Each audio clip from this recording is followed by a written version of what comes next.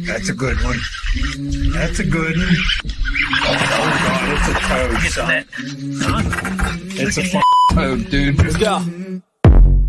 I wake up to a little bit of drool on my pillow, feel like it's going to be a bad day. Whoa, what is going on, folks? What's up? This is the final live episode for 2023.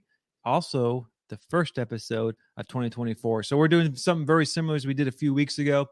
We had some questions, so we figured we'd come here and talk, and we'll publish this as a actual podcast episode on all the podcast apps next Thursday, which will be the first one of 2024. I know 2023 was we started this podcast. It was a big year for us. I think we continue to improve a lot. We met a lot of great guests, and hopefully 2024 will be even bigger and better for us. That's right. And speaking of 2024, we couldn't do without all of our partners, especially OneCast Fishing. So if you guys are looking to get into the snagless revolution, head on over to OneCastFishing.com. Use the code TheOneCast. You're going to save some change and get all those things that you need next year that you probably didn't do this year to stuff those stockings with, like those snagless jigs, those weedless net heads, all the soft plastics. There's apparel on there. Our podcast apparel is on there. So go check that out. Support our partners who support the show.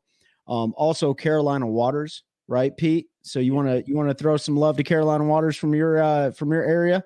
Yeah. We'll talk about them again, I'm sure, later. But Carolina Waters, performance fishing gear, and just general activity wear. They got a bunch of new stuff coming. Hoodies should be on the website here pretty soon that came in. Wearing one of their hats now. But they're a huge partner to us, a great company to work with. They make really good stuff. You can head to CarolinaWatersNC.com. Use the code TheOneCast, all one word. Save 20% off your order. Make sure you head over and check them out. Support a small business, and it doesn't matter if you're in the Carolinas or not. Their gear is good. It can be worn anywhere. Just because it says Carolina, it doesn't mean you have to be in Carolina, but. Yeah, but it's nice being a Carolina boy too. You know what I mean? So we definitely appreciate those guys. And also something exciting and a new announcement for 2024, but it's 2023 right now. We got a new partner that's joining us, and that's Eric Schwind from Mossy Oak Properties. If you guys are looking to own your own piece of paradise, a little slice of land or a large piece of land, you want to check out Eric Schwind at Mossy Oak Properties. You can contact Eric at 936-494-9686. or email him at eschwind@mossyoakproperties.com. Eric is a broker in the area looking to help guys and gals that are looking to get into the countryside. I know it's a huge deal right now. A lot of our land is being soaked up, but a lot of these people that are buying land are purchasing it to preserve it, to keep these farms and everything like that. So if you guys are interested in owning your little slice, head on over, see Eric at Mossy Oak Properties. And we'll link all his stuff below. So we're super excited to have him on board, and we appreciate the support from him. So, well, I hope everyone had a wonderful Christmas. Obviously, we're heading into the new year. You can see Pete's not with us in the studio. That's because he's visiting family. I had a 15-hour drive yesterday back from visiting family. So a little tired still. Had a long day, but glad to be back in here. One more announcement before we get into what we want to talk about tonight. Show season's coming up. Fishing Expo season's coming up. So I know we have a lot of fans here locally. In fact, I see some comments up here. We can see Rick. I don't know which Facebook that user that is. That's what it comes up as. We got Zach and Steven on here. So that was Mike Johns. Oh, that was him. Oh, don't worry. We're going to talk about Mike Johns. Yeah, we won.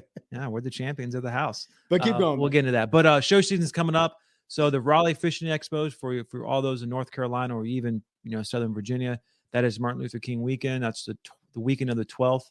Obviously, I'll be there with the tackle side. I know Pete and Trey will be up there at some point. I know they'll be with Carolina Waters as well. So come by, say hello to the OneCast.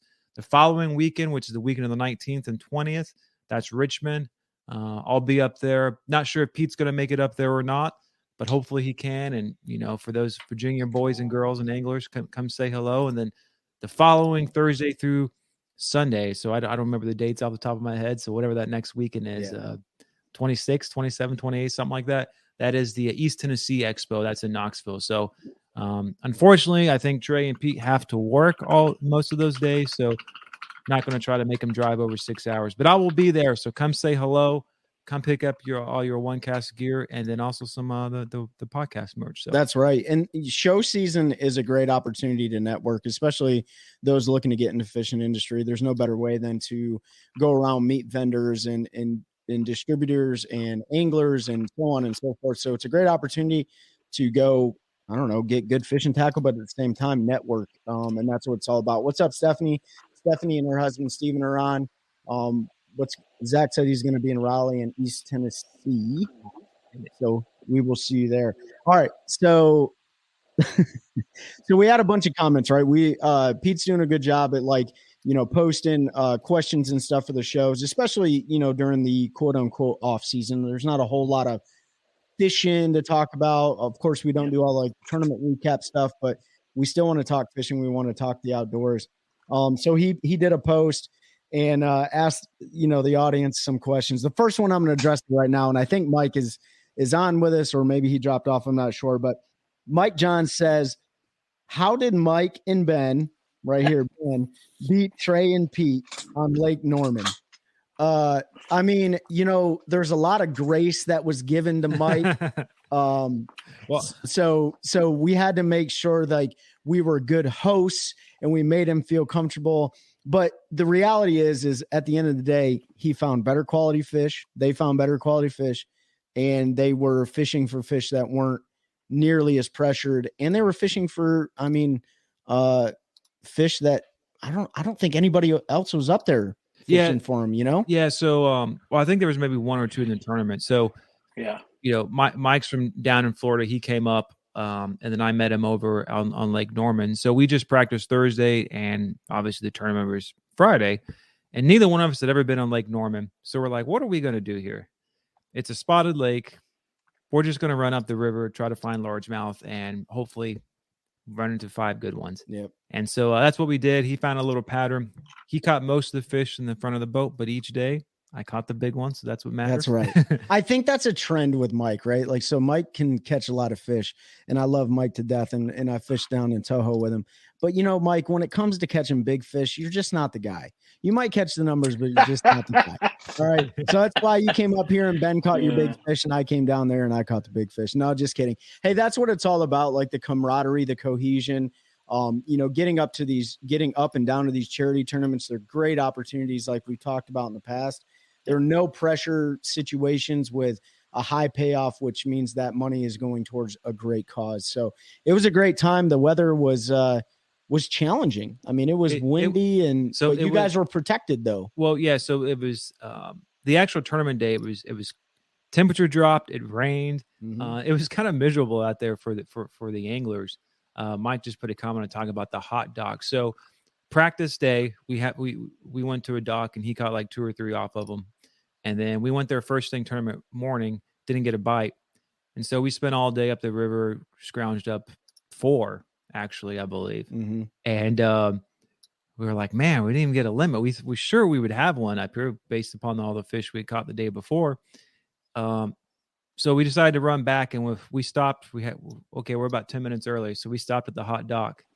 And he pulled one off right there, and that was the limit for the boat. So, and within and it was so windy, I couldn't cast from the back of the boat the way the boat was positioned, and we were just getting drifting off. He had 1 cast, 1 or 2 casts he could make in there. Just one cast, just one cast. Hey, it's all it takes. One cast. But I will, before we move on, I will say this: when we were down in Toho, what is that typing noise?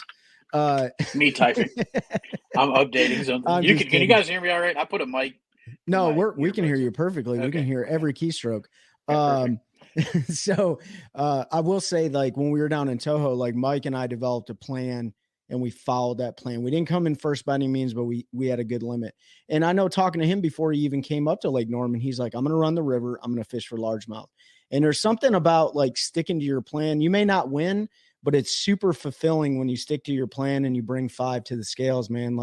They don't have to be the biggest, but it is a great feeling when your plan works out. You know what I mean? So I give you those kudos, Mike. And I don't know if he wants to give this away. He can comment, but what he caught his fish on was one bait, and he only had 2 of them in the boat. And he sent me a picture over Christmas, and I think he bought every single one from Tackle Warehouse. Actually, I think he sent me a picture yesterday of what he was throwing. And I won't let the juice out because I actually had him in the boat too, and I don't ever throw them. So, but Pete, you got anything on that before we move on, bro? Yeah, let me unmute my mic. No, it was it was good, man. I don't mind that they beat us. They ran up the river. They had a plan, and then I had a tournament the day after, and I actually caught. I had tournament 2 days after, Saturday, Sunday, a 2-day, and I caught a keeper off that dock both days. So that dock stayed hot for most of that weekend. But that was a lot of fun. Mike and Ben, they might have got us that time, but there'll be more. We'll get that one back. I have no doubt. That's right, 100%. We're gonna try to challenge Mike down in his home bodies of water too. I think Okeechobee's on the horizon for some of us potentially. So I don't know. We'll see.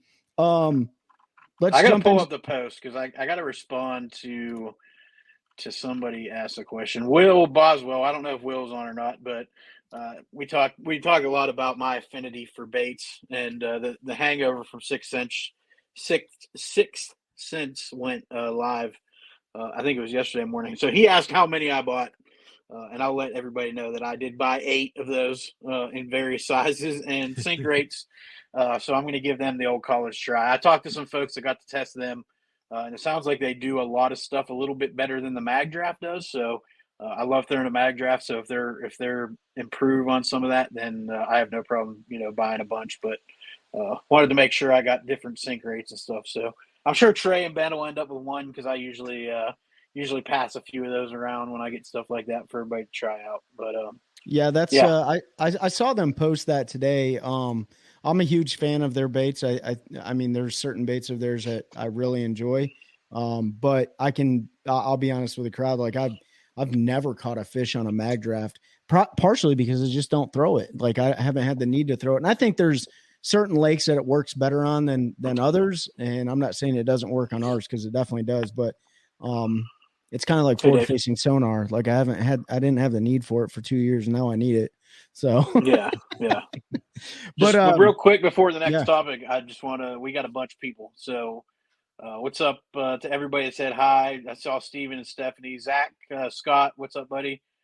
He'll be Raleigh and East Tennessee. I know you guys said that. He'll be with Cashin at those shows. So make sure if you're at any of the shows that we've mentioned, you swing by and say what's up to them. Rob Sumney, Dave Richardson over on YouTube.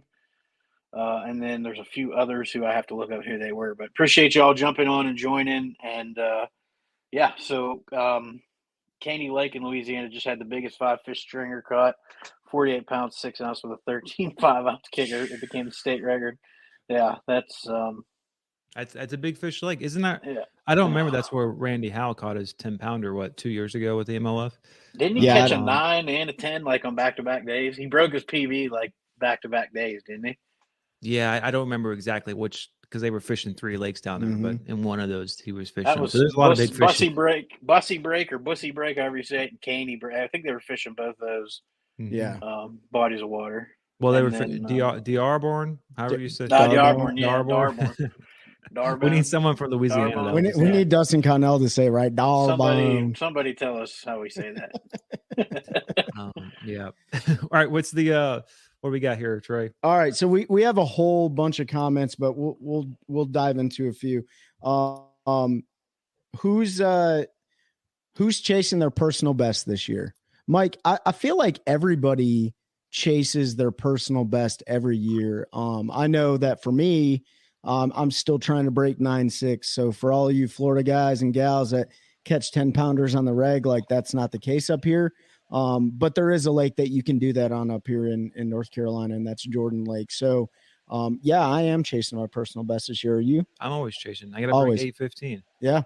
I mean, yeah. Hey, Tony. Hey, good to see you. Yeah. I mean, I'm chasing it too. I think like Trey said, you're always looking for that big bite. I do plan to focus more this year on throwing big baits. My old man said it was bananas. I think he was talking about Norman. It was definitely the bananas that somebody put in my boat. It was the bananas. Yeah. I think I want to concentrate more on throwing some of those bigger baits this year. more frequently. Maybe not necessarily in tournaments, but when I'm fun fishing and practicing and stuff. So I'm hoping to beat that PB for sure. You know, that's something I have done the last few years. Because like years ago, I used to fish shaky heads, drop shots all the time. Yep. But now I'm usually throwing bigger baits, jigs, swim baits. Yep. You know, that sort of, looking for that bigger bite, big crankbaits and all. Yeah.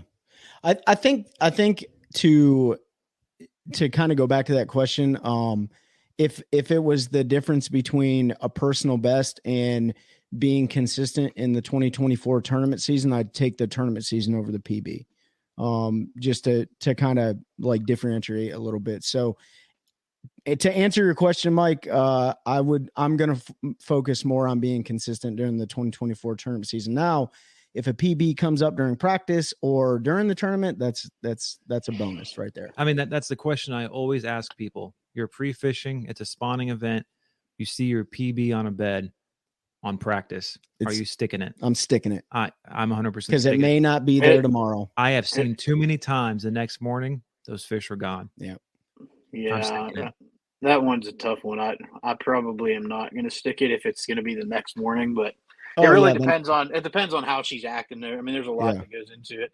If she's locked on the bed, I'm probably going to stick her because you know she's going to finish up probably that night and be gone. But if she's not locked on the bed and she's doing those kind of big circles and not on there, then I'm probably going to leave her for the next day and not really mess with her. Yeah. Yeah. I mean, I think it is all situational, but still, like, it'd be really hard for me to look at something, and I'm not a great judge of how big they are because how do you tell an 8-pounder from a 10-pounder in the water? They look very close, right? Yeah. At least in my eyes, they do. There's other people that are way better at it than I am, but if I jacked one and it was like 8.5 pounds, I'd be pretty upset because I'm like, well, I mean, I wouldn't be upset, but I'd be like, well, it's not my PB and I could have saved it for the tournament tomorrow. But like Pete said, if it is locked on and we have, good moon phase and good warm weather or the following weather is good, there is a chance that she moves off that bed at nighttime or the following morning. So, it's a gamble, right? All right. Who's your favorite to win? And Mike said the elites. Who's your favorite to win? I'm gonna go with a classic this year. Who's your favorite, Pete? I'm gonna go with somebody who's fishing their first one and who I think is gonna do pretty well. And I happen to be wearing his shirt that I got for Christmas. I think Milliken got a chance down there. Man, it's a body of water that fishes like a lot of lakes. He's got a lot of experience on, and he knows that the guy catches big fish. Like him, hate him, whatever. I know he's kind of a polarizing character.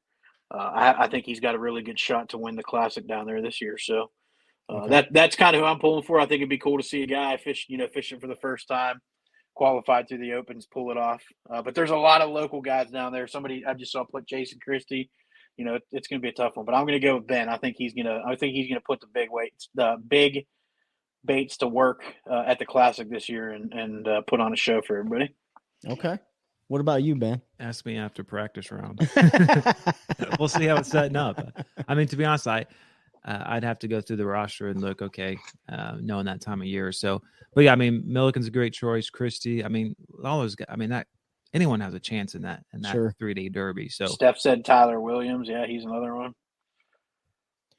Okay. I'm going to go with, I think we talked about this in the past, but I'm going to go with either Luke Palmer or Kyle Welcher. Kyle's definitely due.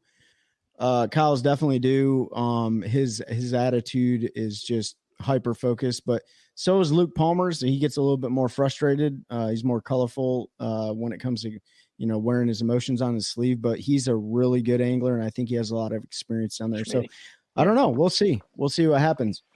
Brian Schmidt, that'd be awesome to see him too. Was that Mike that said I'm going to do a rod reel combo, whoever gets closest in each league? All right, there you go. Everyone, that's a rod and reel combo for everybody, Mike? Are you talking about for our followers, Mike, or just for us? Mike's like, I'm getting a Barbie fishing pole combo for who gets the closest to the classic win. That means you, Mike. You got to put it on here. Mike, I don't have a red crest champion. I have no idea who's fishing it. KVD. I would love to see KVD. Yeah, KVD is gonna fish it in theory, but yeah, I don't know for red crest. Pete, do you have any guesses on that one? I don't know who's fishing red crest. Where is red crest? It's on Lay Lake. Yeah, Lay Lake, I believe. Yeah, it's down there in Birmingham. Thanks, then I'll go with Dustin Connell. Yeah. He's a Coosa River boy. Yeah. So he is a Coosa River boy. I'm guessing I'm gonna go because I don't know, but I know he's fishing. I'm gonna go with Jacob Wheeler. Okay.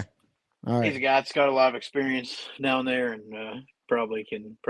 Well, not probably. We know he can catch fish. So.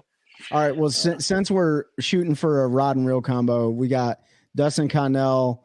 Who'd you say? You said Jacob Wheeler and KVD. And KVD. There you go, Mike. There you go. I hope it's KVD. I hope it's KVD too. That would be some. Stephanie said redemption. That would be some serious redemption. Just right go out there. on top. Yeah. All right, and then the MPFL down at Lake Amistad. I'm gonna go with. I want Corbishley. Dang it. That's who I was gonna think. I mean, he's low. I mean, he's right up the road. Of course, we're all going to say him.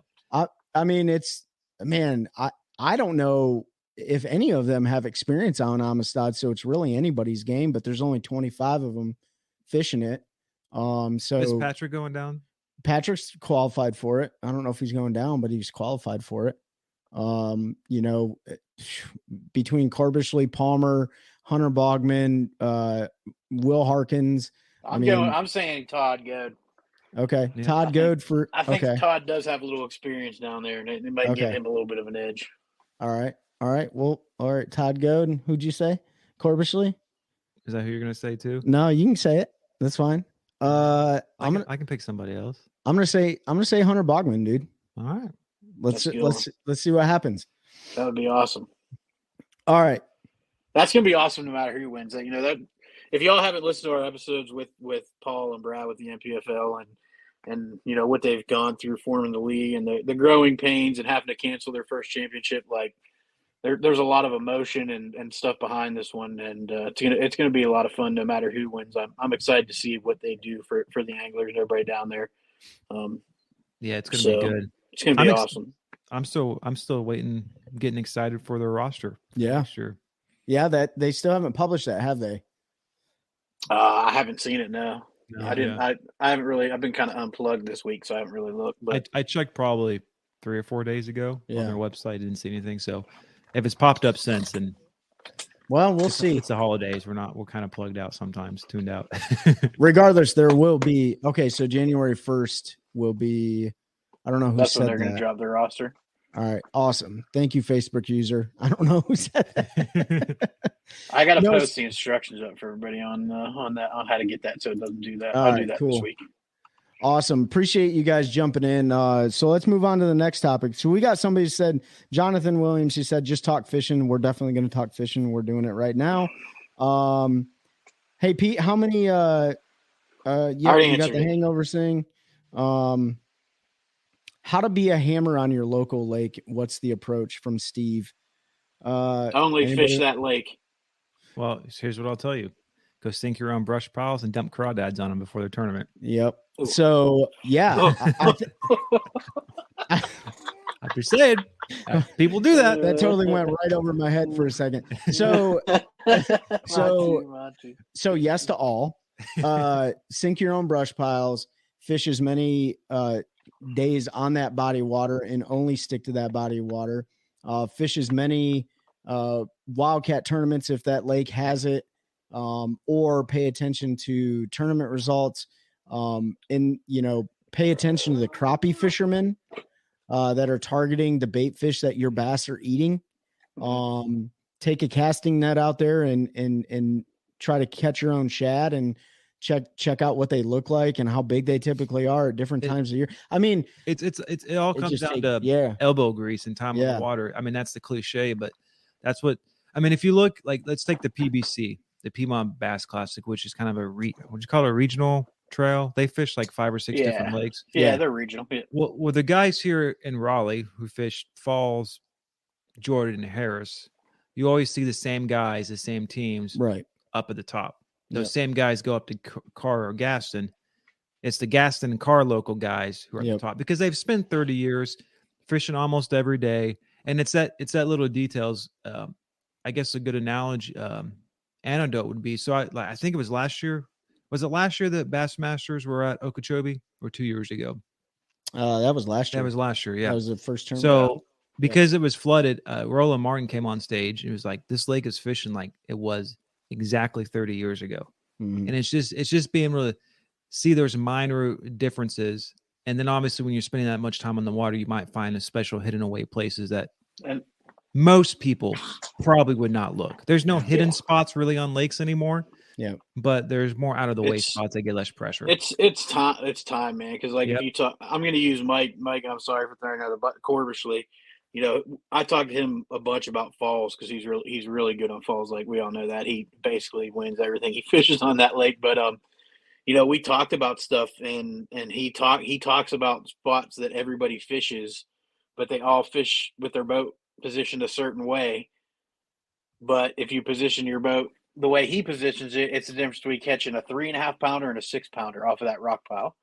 And that's stuff that you only learn through that time on the water. It's spending it, you know, he spent every minute he had through college and even now, like when he gets a couple hours, if he can run out, even though he's probably graphed every inch of that lake, he still runs out there and graphs and puts waypoints out and finds those rock piles or those brush piles or those types of things. So it's really about time on the water and then figuring out boat position and all of that kind of stuff. Because we've said it how many times, you can't catch another man's fish. Like we could give you everything.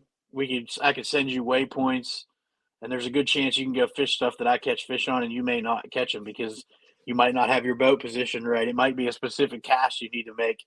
You know, Trey got to see it on one of the spots on Jordan. We fished when him and I fished it. You know, it was like, hey, you got to get your boat somewhere right around here, and then you got to throw this way. And we were in his boat, so I didn't have. But in my boat, I have the waypoint marked, so I just roll up to the waypoint and spot lock because I know that's where I need to be. So it's big time, just spending time on the water and figuring out those little intricacies of the lake that you're fishing and that you want to be your local hammer or whatever you want to call it on. Yeah. So like Ben brought up Piedmonts, you don't see guys that go out and dominate on every single local lake. Like that's just a lot of information you would have to have and a lot of different bodies of water you have to spend a lot of time on. So if you have a local lake and you want to be that guy, spend the time is the best advice I could give. And that's every chance you get, be out there. Yeah, and you get a lot of I hear a lot of people trash talk like professional anglers, like, oh, if they came here, I could beat them. Well, you should be able to beat them. Like they go to an area that they don't live at, and and that's what you saw with the EQs this year on Bugs Island. A local won that, right? And there's good reason. Like he's probably spent 365 days a year at some point on that body of water, fishing every single condition that had to offer, right? Every wind direction, rainy, sunny. Well, and he said that, I think, after day 2, because everything was changing because we had all that rain and stuff before. And they said, how do you feel going in the next 2 days? And he was like, I feel really good because I know right where these fish are going and none of these other boys do. Like he knew because of exactly what you said. Yep. So just learning your lake, learning everything you possibly can. Probably doesn't hurt to be retired and not have a job and be out there or self-employed. Or self-employed, whatever the case may be. But yeah, I mean, there's a whole, but I think it's time and action. And then I think the last thing I'll say on it is you don't always have to fish to learn. And it's like you talked about with Corbishley, sometimes just empty your boat out and go out there and look around. Because we're all creatures of habit, and I catch myself doing it on Sharon Harris all the time. I just want to go out there and catch fish. That's easy. I can go catch fish, but maybe I'm overlooking something where more quality is at, or they've changed their behavior pattern or something. So, hey, Slade Nation Tournament Fishing over on Instagram said, "Great job on the podcast, fellas. always listening to your episodes. Appreciate that, Slay Nation. Awesome. Appreciate it. I like that name, Slay appreciate the Nation. support. That's dope, dude. Slay Nation. All right, what's the next one you guys want to talk about? Tony asked a question. How was about the cheating scandal on stage 5 of the MLF? That was which one was that? That was the multiple lie detector. Yeah, Cayuga. There was a bunch of accusations. Tony, I think that the MLF and BPT hurt themselves a little bit because of the way they handled that. I understand they fell back to the lie detector test, polygraph, and only one of the guys failed that. Unfortunately, there was video that showed otherwise, and I feel like they should have held people more accountable. And that I'm not going to get into it too much, but I feel like they hurt themselves and their credibility. And I know a few guys that left this year to go fish the opens. Have come out and said that the changing rules and those things are part of the reason why they left. So that's my opinion on it. Is they should have been a little bit harder and handle the situation instead of kind of letting it linger. And then I felt they were a little bit soft on how they punished it, but that's just me. Yeah, I don't have anything to add on that. I mean, it was blatantly obvious. And you know what? I mean, everybody makes business decisions, and that was their business decision to let it get out there to the public, and the public's going to scrutinize you, man. Like any business in the world gets scrutinized by the public. So everyone's a critic. So, but yeah, Eric, I think that was Eric that said that was definitely Eric. He said, I'm trying to, and so, hey, listen, for all y'all listen, Eric with Mossy Oak Properties. He's a huge catfishing angler. Yeah. Chaos Catfishing is his, social media handle that you can follow if you're interested in that, type of fishing, but we're definitely going to get Eric on here to talk catfishing. I think Pete was trying to bring some other guys on too, but he said, I'm just trying to figure out where y'all are catching these bass so I can use them for cut bait. It's funny too, because I've been catching a bunch of bass in the wintertime, Eric, that would be perfect for catfish cut bait, except for the fact that they're under the legal limit. So I can't do that. But yeah, man, it's an interesting world we live in. All right. Next one. Lowrance Active Target. Pete and I both run Lowrance Active Target. Do you have Active Target? Jeff has. Yeah, I have Active Target too, and you have the original one, right? Yeah, I'm OG. I don't. When did you switch from Humminbird? Last year. Yeah, I switch all the time, man. Yeah. I play. The only thing I don't switch is like my side imaging and this motor mapping. But forward facing, like I like to experience everything that's out there, and so I had a 32 back in the day. Garmin I liked. Then I went to Humminbird when they came out. Use that, and then I went to Active Target 2 after it was out, and then probably at some point in time I'll end up with a 34. So, or whatever the next best thing is. Just keep giving me your hand-me-downs, bro. Appreciate it. Yeah. So, and I think Jeff just asked, or I don't know who it was. They just got there, so give them some tips on it. So here's my number one tip with any electronic, especially forward-facing sonar, is have good quality batteries that power them. I know Pete's ran into issues in the past. He's dedicated a universal battery now to his Active Target.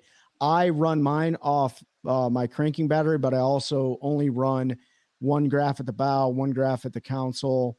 Bow and stern, just one graph, and then one Active Target. So I don't run a lot of electronics. I absolutely love the capability of Active Target. I let mine sit in the garage for about 15 to 18 months before I installed it, just because I was lazy, I think. And honestly, I wanted to see the effects it would have from other people using it. But I used it today to strictly target crappie. It's a great tool if you're catching to harvest. It's also a great tool if you're trying to do reconnaissance on the lake. I will say that, Jeff, batteries, number one thing. And then just getting out on the water and playing with like your settings and stuff, figuring out which color pattern fits your eyes the best, because we're all different.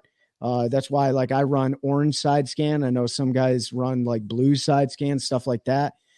Change your sonar ping from low, medium, and high to figure out what your return looks like, because every one of these boats are set up differently. And then, you know, when temperature changes, like extreme cold temperature, extreme warm temperature, you may get different returns on your active target. So you're going to want to play with your settings to see what helps you. Like I dropped my side scan imaging down to 455 from 800 to get better quality in the wintertime. What else? Oh, here's a tip that I do on my active target. So where the transducer mounts to the trolling motor, or if you have an independent shaft, put Teflon tape around the male end of the threads when you screw your two locking screws in to keep that clamp on the post. It helps it from not backing out. I know a lot of guys have lost their mounting screws, which is definitely going to be a problem, because then your forward fishing sonar is going to bounce around and probably hit your blades and stuff. So Teflon tape around the male ends of the threads when you screw it in to lock it onto the shaft. Pete, what you got? Yeah, man. So I have the active target 2, not much different from the 1. Number 1, clean power. Make sure you are running. Don't tie it into a fuse block. Don't tie it into anything. Run straight from your battery to your active target. If you want to put a switch in, that's fine, because that really doesn't cause any voltage drop. But voltage is absolutely the most important thing if you want good returns. And like Trey said, I had some issues. I run my electronics cranking. I run two batteries for that, because I run, 2 graphs at the console. I run a 10-inch with 360 all day. And I had my forward facing on that, and I had a bunch of issues with it. And so I've gone to a dedicated lithium that the only thing connected to that is my forward facing, and then the graph that it's plugged into. And that was just to make sure I had clean power, because it makes a huge difference with forward facing. And then Trey pretty much nailed everything. You dedicate time to it. Don't try to learn it when you're pre-fishing for tournaments or during a tournament. Now's a great time to do it because you can watch some fish chase an A-rig. It's really easy to see an A-rig. You can watch them, crappie are great. That was when the first forward facing I got, that's what I did for about 3 weeks, was went and chased crappie with it, just because it's easy to watch them eat it. You can flip that jig or whatever you want to throw down to them. There's a bunch of fish. You can see how they eat. You can, there is a delay regards to what it says. When you see that fish eat, between when you see the fish come to your bait, eat it, feel it, and set the hook, it's not all in time, right? So don't just rely on what you're seeing on the screen, because a lot of times they'll shoot up to that bait and you're like, he ate it, and you'll set the hook before you feel them and you end up missing them. You got to make sure you let them eat it. It's just little things like that, spending time, making sure that you understand, what you're seeing and all that. Differentiate between species is a big one. I'm not the best. I can tell the difference between a 2-pound and a 6-pound bass, but somebody telling you they can tell the difference between a 4 and a 6 is probably lying to you. That they look pretty similar. Catfish and gar are pretty obvious when you see them. Gar is very obvious. Unless they're those little, catfish that'll school up. They're a little bit tougher, but when you see a big old catfish, it's pretty obvious what you're looking at. And then, crappie, a big school of crappie can look like a big school of crappie and 3-pound bass mixed into it. You can't tell the difference between a crappie and a 3-pound bass. Just the returns on a crappie, because how their size.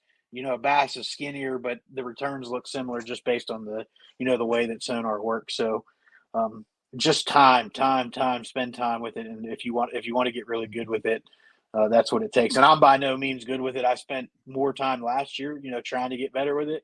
I know Trey's making a concentrated effort to use it a bit more and try to get better with it, because it does make a difference in some cases.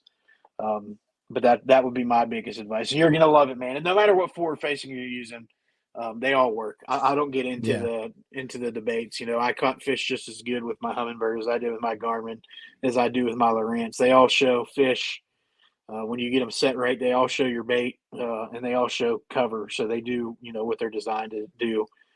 We Yeah, get too caught up in being able to count the scales on a shad's ass, I think, with your forward facing, when really all you need to do is be able to tell that there's fish there, and if they're eating or not. So it's like PlayStation versus Xbox, man. Like they all play video games, but at the end of the day, and then if you just got it, like go out and the best thing to start on is like a bridge, and then like look at bridge pylons or if you know where brush piles and stuff are at. So it'll be a good time, man. You're going to get super frustrated if you've never had forward facing sonar before, because it absolutely does not make the fish bite. And the last thing I'll say on it is know when to turn it off.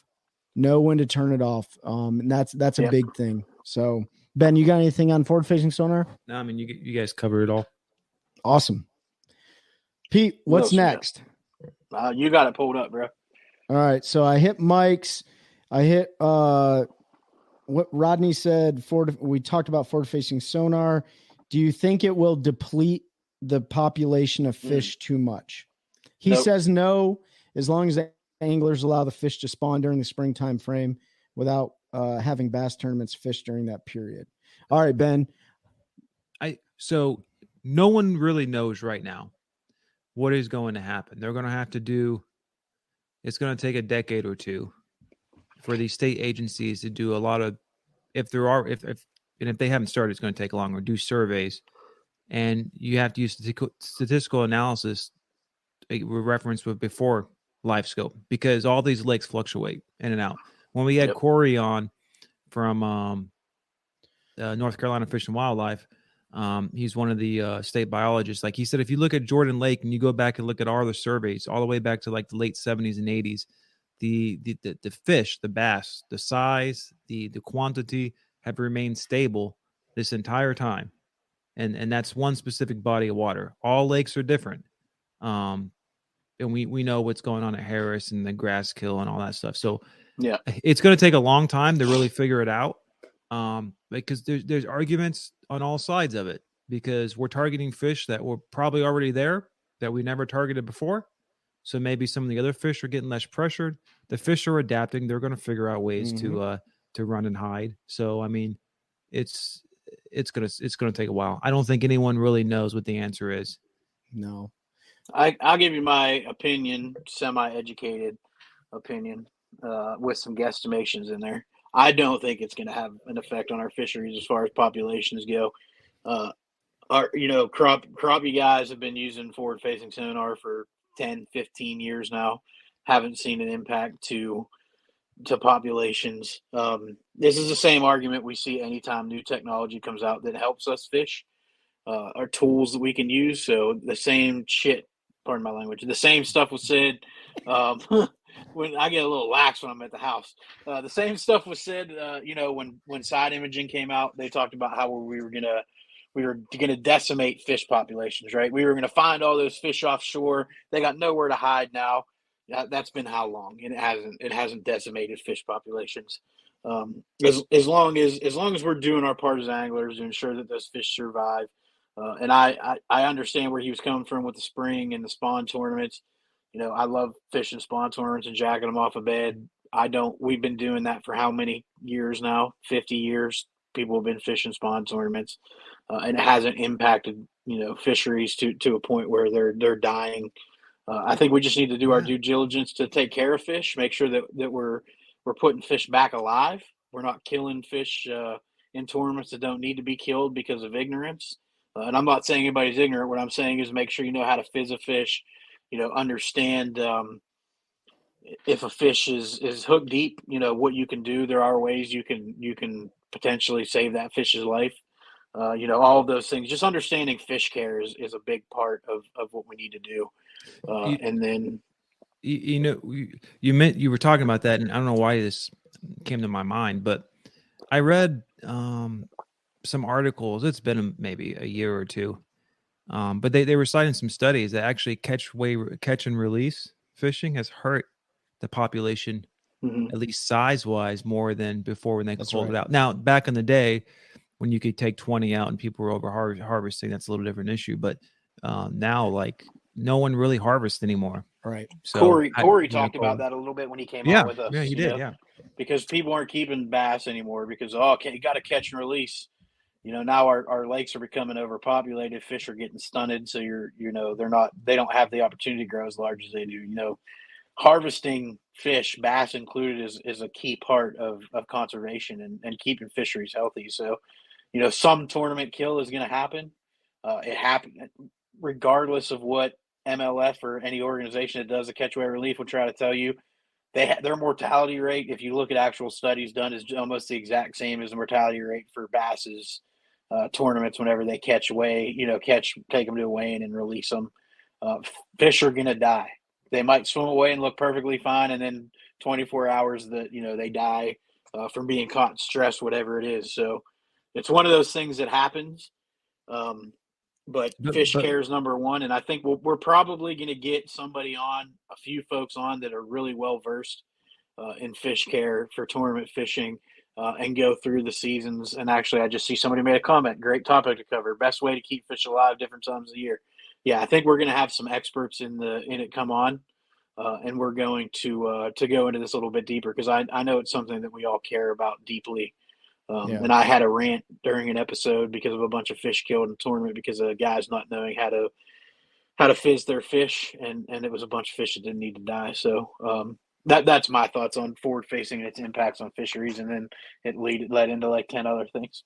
When you drop forward facing sonar into the water, you find out very quickly how many fish live right underneath your boat. It's truly amazing to see. And this is different, all over the country, I'm sure, but at least here in the Carolinas, like, we're not short on fish population. But it will change their behavior. Mm-hmm. Like, that's just going to happen. I've already witnessed it myself. I know Stephanie Pellerin, when she was down at Lake Lanier, she witnessed fish behavior due to forward facing sonar. So it's going to change the behavior of the fish, but, in all honesty, these aren't the things that are really depleting. So, I challenge you guys to go back and listen to that episode with Corey. It has to do more with, like, the watershed and natural resources surrounding your lakes that aren't allowing nutrients and stuff to flow into the lakes to allow the bait fish to eat and grow and allow the predator fish to eat the bait fish. There's a lot of other contributing factors to depletion of resources. It's definitely not forward facing sonar, at least not right now. I mean, that's a great point. When you look at on the scheme of things, like, that is something we as anglers kind of control because it's a technology we use. But when you look at what it affects a fishery, like forage, vegetation, all the cover and stuff, and you think about floods and development, changing the runoff system and how that affects nutrients coming in. And there's a lot of other factors, way more important factors at play than us using forward-facing sonar. 100%. Now, if you were to ask the question, maybe we'll dive into it on the next episode, but if you're asked the question, how many forward-facing sonar units do you think should be allowed in a tournament? Everybody's going to have a different opinion on that, and I know I have mine. What was that question? Can you scroll up real quick? Alicon said, what are your opinions on stocking F1 hybrid bass on NC lakes? Great question.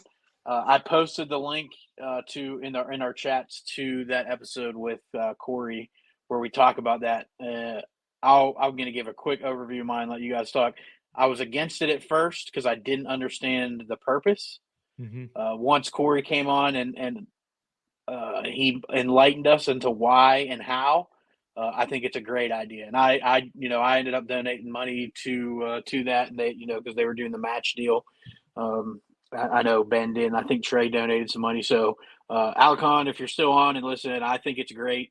It's going to let us know what we can do to make our fisheries better and to improve the fishing for future generations.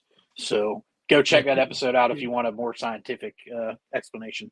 Pete's spot on, because when I first heard it, okay, I get Norman. Why are we stocking Jordan? Jordan's got so many big fish.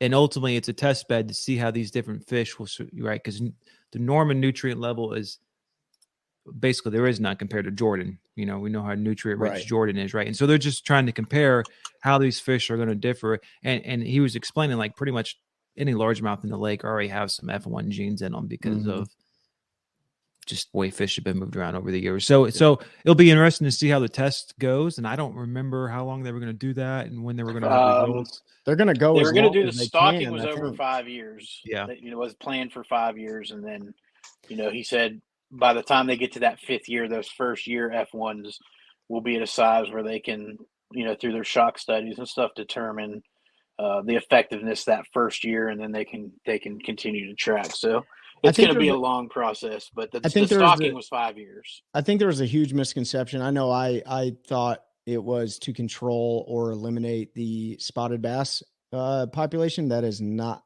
the reason. So just so everyone is aware, like the Alabama spotted bass are in North Carolina waters, and check out the episode because we talk heavily about that. So, what's Tony next? said best bait to use in 50-degree water, 2-foot visibility, and rocky. I'm probably going to throw. Probably going. I'm probably going to throw a square bill or something like that. What species? I'm guessing bass. No, and Tony. Yeah. If I'm searching, I'm going to be throwing a rock crawler or wiggle wart, something like that around rock. Yeah. Try to find a concentration of fish, and then I'll mix it up from there. Deep or shallow? He said 2-foot visibility and rock. He didn't say how deep. So yeah, if we're shallow, then I'm going to go with a crankbait or a spinner bait, slow rolling it with some sort of chartreuse or darker pattern on it. If we're going deep and it's that dirty, I don't know if I'm going to catch anything. So I don't know, 2 feet of visibility, you still catch them. I mean, Harris was pretty murky today, and I was still using a blade bait and a Demiki rig to catch them. So it's just playing around with the fish. If you can see them playing around with their behavior and seeing what they want, but that's a tough one. I mean, you only have a few options, or no, you don't have a few options. You got options, but cold water, man. Slow down. Water changes everything. Yeah, cold water. Slow down and just pick it apart. Jerk bait too is a great jerk bait. Yeah, if there's that's for shallow or deep in that type of condition. 10 to 15 foot rocky water, 2 foot. I'm throwing an A-rig. 50-degree. I'm just going to slow roll that joker. I'm going to put a bunch of vibration and stuff out there in the water, and that's what I'm probably going to do. Yeah.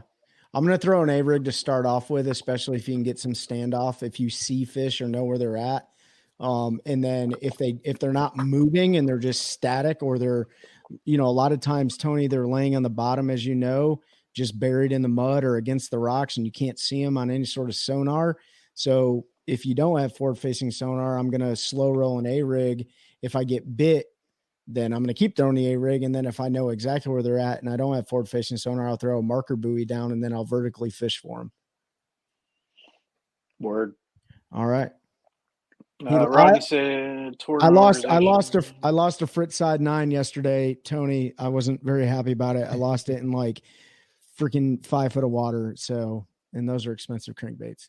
But they work. Yes, they do. I will still go shallow in the wintertime if there's been sunshine in warmer weather for a few days to see if anything has moved up feeding on, anything. But you can always catch them deep. It does not matter. Rodney made the comment, tournament organizations need to weigh the fish insulin and release fast. Live well stress fish too much. Need to be released their home territory. Yeah, that's a tough one because studies don't indicate that that's any benefit. The fish kill with bigger organizations are pretty much the same. When you start talking about smaller organizations, clubs, and things like that, regional tournaments, it would be impossible for them to do that. You'd have to have a marshal or somebody in every boat. You can't take people's words for it because when there's money involved, unfortunately, people will take advantage of the situation and cheat. So the only way unfortunately, the only way they can get away with, on the boater side is doing it like the kayakers do it. Go by inches instead of weight. Yeah, go by inches and stuff. And I know there are some clubs that do that. But like from the big side of the house or tradition, like no one's ever going to do that because it doesn't make for good entertainment. We've already seen that with the BPT. They don't have fans there. There's nobody selling merchandise, stuff like that. So from a business perspective, I don't think other big organizations are going to do that. That's just my opinion on it. But I don't know if it would be good or bad. I mean, we'd have to get a biologist on, but I don't. Well, as Pete mentioned earlier, like they're after they release, they have the major organizations have a very small mortality rate. In fact, when we were talking to Brad and Paul, and I don't remember if this was on the last episode with them at Lanier, but the wildlife people were impressed with how well. Yeah, I think they lost 6 fish, maybe out 5? out of the entire tournament. Yeah. Yeah. So and a couple of those I think were probably gut hooked. That there's nothing. You know how that goes sometimes. Yeah. So and but home territory, like these fish move all over the water. Yeah. I mean, that tracking survey they did in Toledo Bend, that one bass went so far it left the tracking zone for like a year, and then it showed back up. Then they track a smallmouth that moved from Canadian waters into American waters that was over, I don't know, 28 miles or something like that, or vice versa. I mean, there's everyone is entitled to their opinion on that deal, but at the end of the day, there's a creel limit for a reason. If 5 fish are killed, it's no different than catching 5 of them and eating them, and in fact, it could be counterintuitive. Like we mentioned earlier, who made that comment? I think I did. No. Rodney. Rodney. It could actually hurt our fisheries by what Pete said, stunting the growth. And then we're throwing back fish that, now there's more predator fish than there are bait fish. And so the demand of competition is far higher. So, I mean, ultimately, I think if everyone is they're doing the best with the live well system, right. And they're doing whatever they need to do to keep the fish alive. Right. So when they go back in the water, they have a chance. That's really the best we can do. Yeah. Let's not catch a bass and throw it in a live well on ice. Right. And expect to let that fish go live. Right. And you have a fish that's belly up, fizz them. Right. Yeah. Learn what you can do for fish care, do the best that you can. And then ultimately, we're going out there. Tony, Alex fishes kayak tournaments that they don't do weigh, they do by inches, so they measure their fish and release them. Oh, I thought he fishes boat tournaments too. No, he might, but if he does, he doesn't fish any of the. I mean, I know he fishes 5 fish in a live well boat tournaments because I've seen him weigh in. But I know he does kayak tournaments too. There was something I was going to say about this. I can't remember. Oh, I mean, there are millions and millions of dollars being pumped into fish care. I mean, if you caught our episode earlier in the year talking about the fish lung, I think it was the iCast review. There's millions of dollars being pumped into the fish lung to help, create the micro oxygen bubbles or whatever to help the fish process oxygen faster or get oxygen. There's a lot of effort going into fish care. So, and to be honest, if we were really concerned about as anglers, we would stop having tournaments in the middle of August. Yeah. Right? I mean, in the South. Yeah. Right. Yep. That's why you don't see a lot of professional organizations go there. Too, the bags won't be as big. It's not the spring, but fish care is a lot harder. I will say, if it was that much of a concern, then biologists and the law would get. I would assume they would get involved, right? Well, they would decrease the creel limit, or they would create a slot limit, slot or whatever. Like you see it with Lake Fork, right? They follow the law when they go down to Lake Fork, the slot limit there. Sharon Harris has a 16 to 20 inch slot limit. So I'm not saying that there wouldn't be a benefit to it. I just don't think that, I don't know how much of a positive impact it would have. I get it during the spawn, not yanking, all those fish off the bed. I also get it during the summer days where it's really hard to keep fish alive in the live well. That's why you're buying ice or whatever the case may be. But we've been doing it for a very, very, very long time. And unless somebody has a specific lake that is absolutely depleted because of tournament fishing, I'd like to know, the easiest way to put it is there's a ton of studies on both ways, and there's not enough scientific data that shows that catch weigh release is any better than putting them in a live well and taking them to a live weigh in and then releasing them. There's the fish mortality is almost exactly the same between both types of tournaments. So and unless something changes in that, you're not going to see a shift, because we're not killing fish just because we're having catch and live weight tournaments versus catch, weight, release. And you can go. I'm not going to pull all those studies up. I've read a bunch of them. You can go Google them. A lot of universities have done them. A lot of people have done them for their PhDs and fishery biology and stuff as part of their whatever you do to get PhD. So go read the studies and figure that out. But the science doesn't support catch, weigh, release being any better than live weigh-in tournaments. The fish mortality is almost identical. I guess the last thing I'll say on it, if it is everyone's opinion on this, but if it was actually destroying anything, then I don't think Bassmaster or the MPFL or any of those other major tournaments that do live weigh-ins would do them, because it would be a PR nightmare for them and it would destroy their business. And think about it, like the catch and release was because of Bassmaster. Yeah. Like it's because bass fishing became such a big sport. Yeah.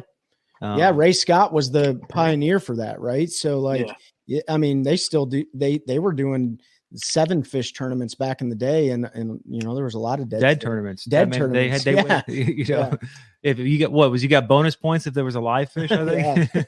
Yeah, you got bonus points if you had if one of your fish were alive. That's why I won a Hank Parker's classics he won, because he had 5 live fish and got bonus points. Yeah. Let's see.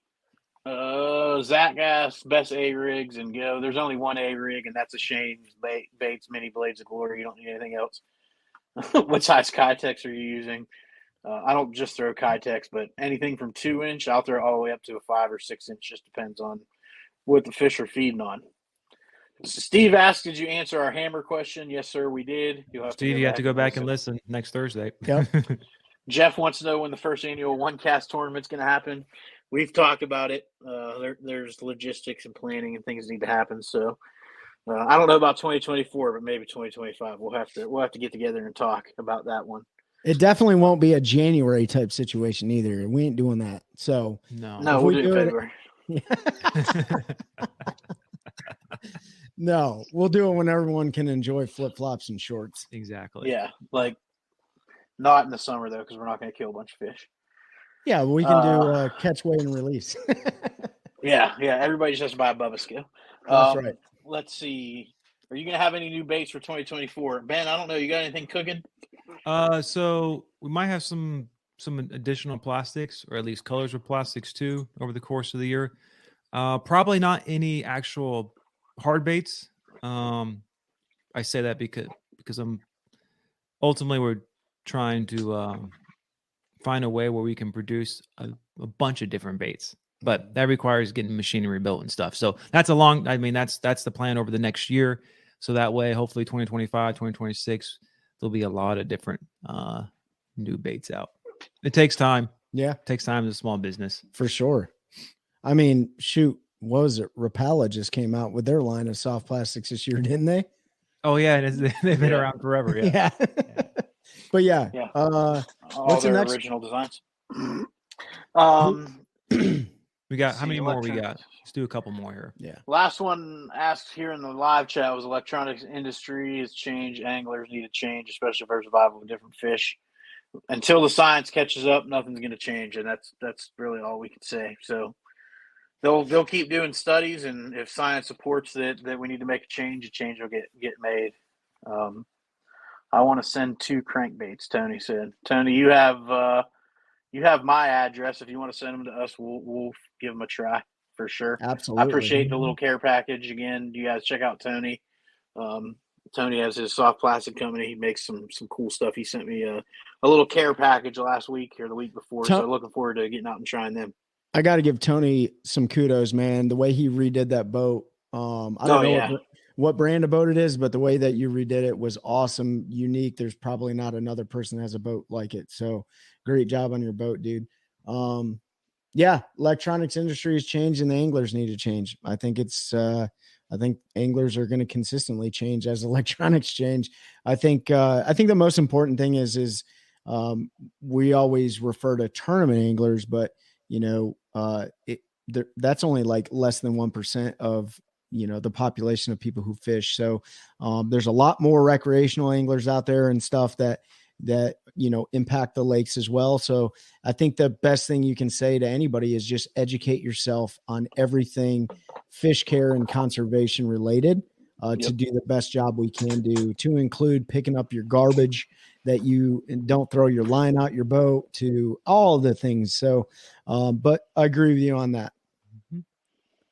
Yep. Awesome.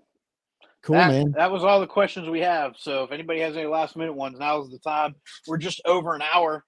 I just want to, again, I know we said it at the beginning of Shaw's episode. I just want to thank everybody that's live with us now, that's going to listen to this episode, for the support over the last year. This will officially release on just about the same day as our very first episode did, but it'll technically be our 53rd, because our first 2 episodes dropped the same week. And then we went weekly after that. So appreciate everybody's support, jumping on these lives. We have a consistent group of folks that come on, ask questions. If you haven't yet, please like, comment, subscribe, all of that stuff on whatever platform it is that you watch or listen to, because it really helps us metric wise, and it gives us, things to show to partners that are interested potentially working with us and things like that. And it also lets us know if we're doing a good job or not, because if we're not gaining or getting better, then we don't know, and that's the easiest way to track that. If you're not in our community on Facebook, just search the OneCast Community. That's our podcast community. We ask questions. We give sneak previews. If you listen to our episode with Shaw, we asked some of our follower questions. We asked them a week or so before if they have any questions, and then when we had Shaw on with us, we went through and asked him a few of those questions. So you have an opportunity to ask some of these folks we have coming on, questions. And that's, just want to say that it blows me away, the support that y'all have showed us over the last year. I can't wait to see what 2024 brings us. Happy New Year to all of our followers, and to Ben and Trey, who I can't be there and celebrate with, but we'll be back in the studio next week, all together again, and looking forward to that. So that's all I got. I want to second what Pete said. I'm not going to say the same thing, but I want to give a shout out to Alex and Paul at Bass and Brews Podcast, Stephanie and Harvey at the Bass Hub, everyone that's helped us do cross promotional marketing. We all are, we're all small, and we only get a piece of the crust of the pie. But at the end of the day, it's all these small organizations and all the individuals that support everybody coming together. That's how we continue doing what we're doing. And so I wanted to give those guys a shout out. And then every guest that we had throughout the year has been absolutely amazing. Taking the time out of their day to either jump on a video call with us or actually drive down here. We've had a few in-house guests and stuff like that. So those guys and gals that we've had on are awesome. And then lastly, I just, the MPFL, we got to know those guys really well, from their anglers to their owners, to the staff that run the operations and stuff like that, which is not many of them. So want to give a huge shout out to Brad and Paul and the rest of the gang at the MPFL. They've been super welcoming, and I can't wait to attend another event of theirs. So what you got, Ben? Yeah, it's been a great year. Obviously, we couldn't do this without all the support from you all. I saw Tony made a comment up there. He stopped what he was doing tonight to watch. We definitely appreciate it. I guess we are riveting entertainment now, which is something I would have never expected a year ago when we sat in here and filmed our first episode. So it's been awesome. It's been a awesome ride to meet the folks. Hopefully, with our episodes, especially when we have guests on, we try to draw some of their background story and some of the information out of them, and kind of let them tell their story that maybe you don't always get on other episodes. Because, we ultimately, I think we like to know some of our idols in the fishing world and get to know them. And so hopefully, that's what we try to do. And we try to get better each time. So as always, help us get better. It's something that you all as followers, supporters, fans, whatever name you want to put on it, your engagement, your comments are essential, and it helps us get better and helps us provide content that you all actually want to consume, which is ultimately why we try to do this. That's right. So who's taking us out tonight? Pete, you got anything? I said what I needed to say. All right, guys. Hey, 2023 is over. We're looking to spearhead 2024 and continuing to grow a culture of anglers helping anglers one cast at a time. Thanks, guys. That's a good one. That's a good one. Oh God, it's a toad, son. It's a toad, dude. Let's go. I wake up to a little bit of drool on my pillow, feel like it's gonna be a bad day.